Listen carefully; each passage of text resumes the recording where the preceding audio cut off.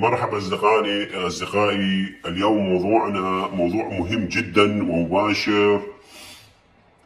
آه، لأنه بصراحة الشعب العراقي يعني يجب أن يقدر ويحترم، لأنه يتمنى أن يحضر الفنان العراقي كاظم الساهر للمشاركة في افتتاحية كأس الخليج في البصرة الفيحاء.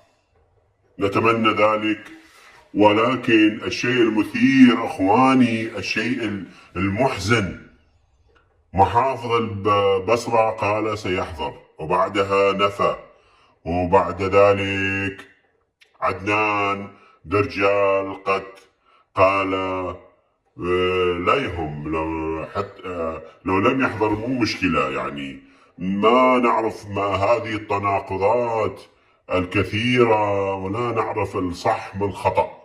هل يجوز؟ ربما كاظم الساهر ربما ليس له أي رؤية أو تفاهم مع الجانب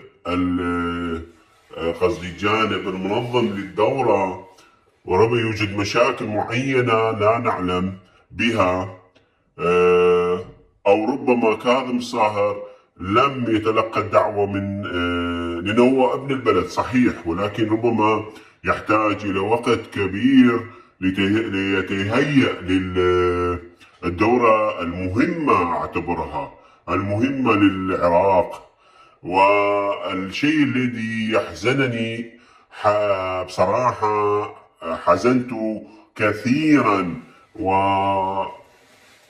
حول الشعب العراقي أعتبره المحتاج إلى الفرح، إلى